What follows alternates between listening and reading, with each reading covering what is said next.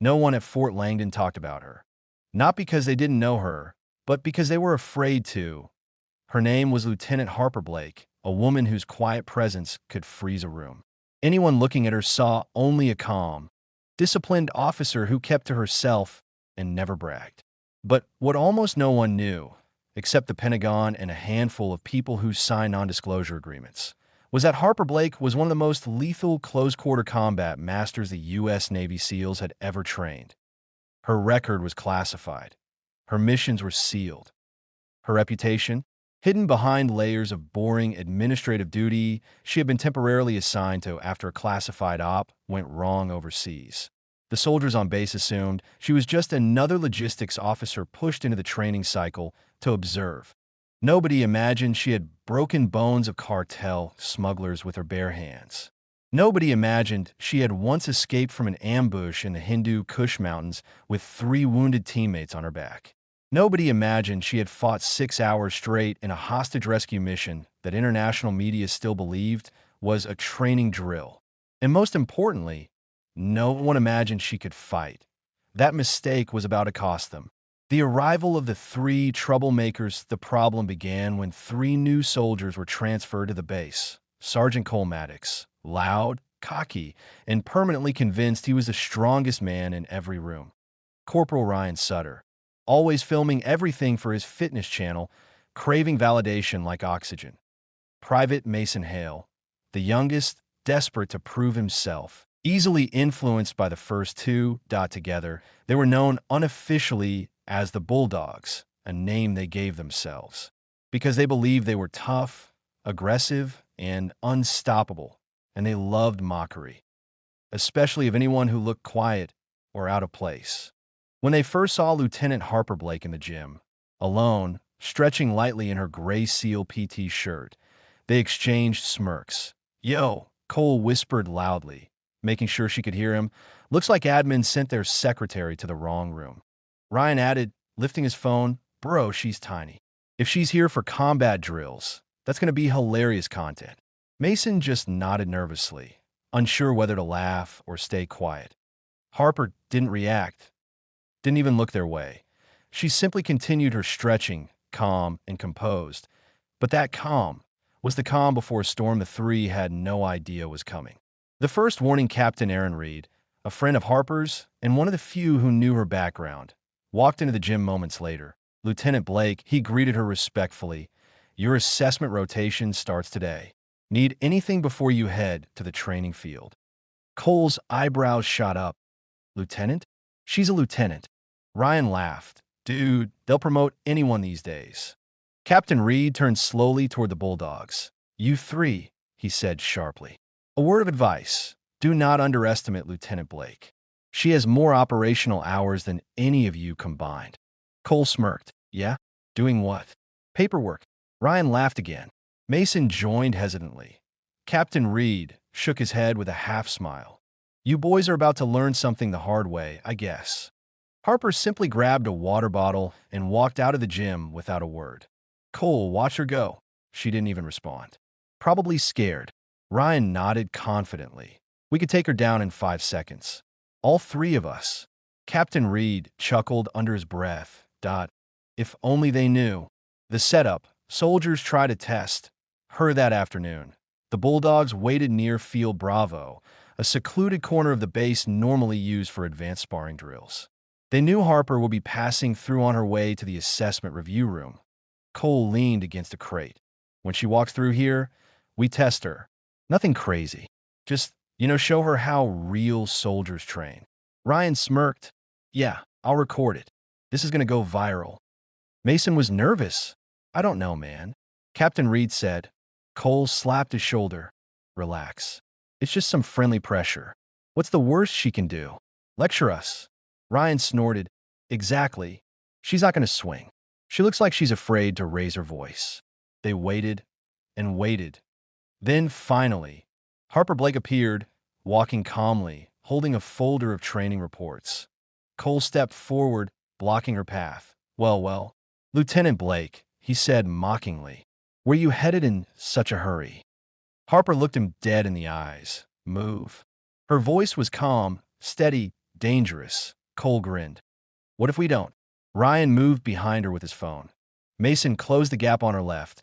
They had surrounded her. 3 men, all larger, all armed, all arrogant, and Harper just sighed. I'm going to say this once, she said quietly, setting the folder down on a nearby crate. Step aside. Right. Now. Ryan snickered. Or wah. He never finished the sentence. The fight, 12 seconds that changed everything before Ryan's brain processed the danger. Harper's body moved like a bullet fired from a gun. Thud. Her palm struck Ryan's wrist, snapping his grip on the phone. The device flew into the dirt. Her elbow followed instantly. Crack. Ryan hit the ground, gasping, holding his chest. Mason froze. What the? Harper pivoted. Cold charge, trying to grab her arm.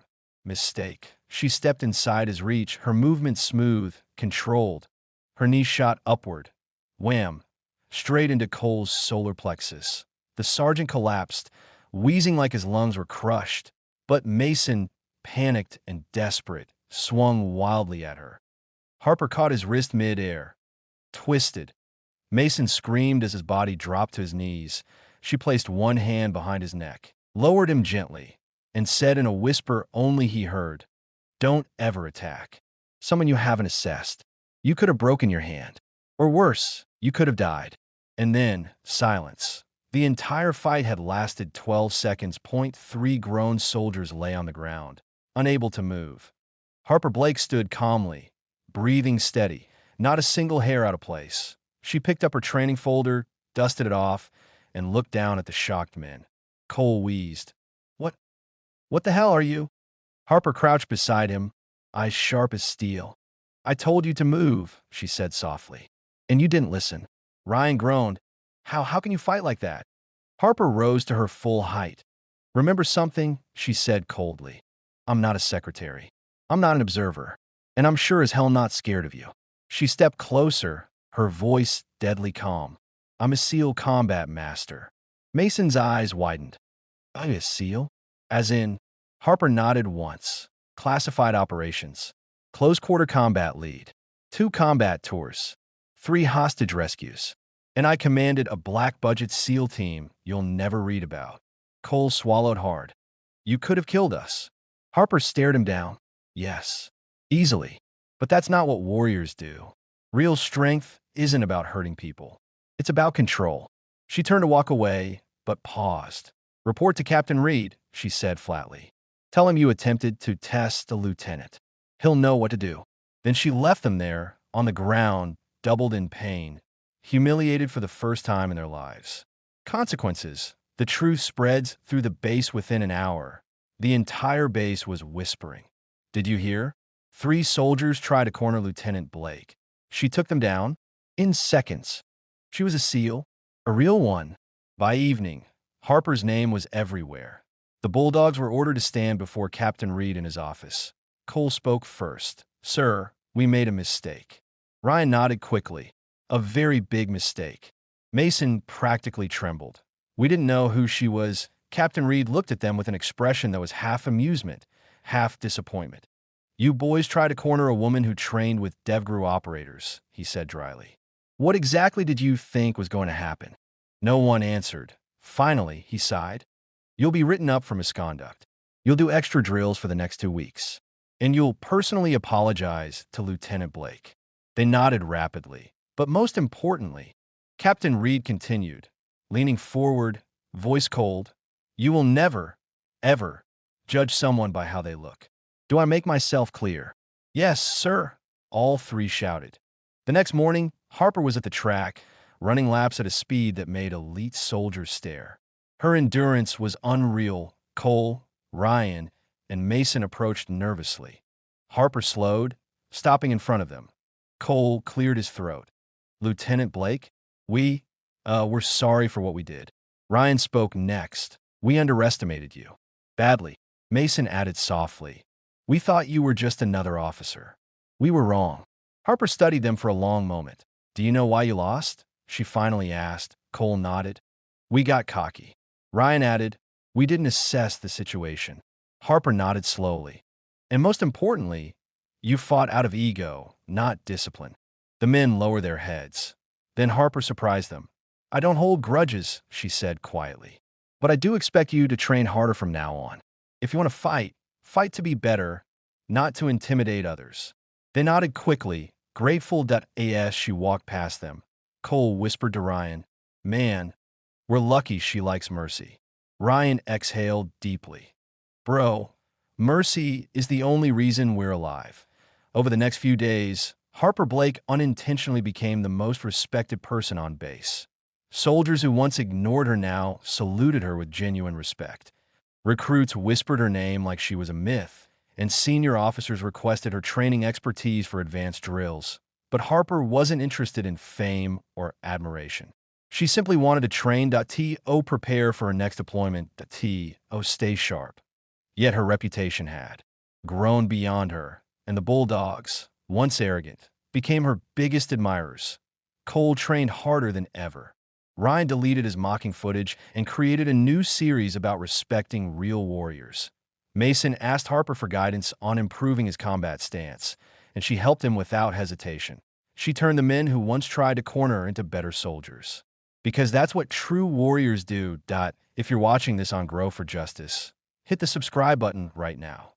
Stories like this, real, emotional, intense stories of courage, discipline, and the hidden heroes among us, are what this channel stands for. Now tell me in the comments, where are you watching from? And do you want more stories about Navy SEALs like Lieutenant Harper Blake?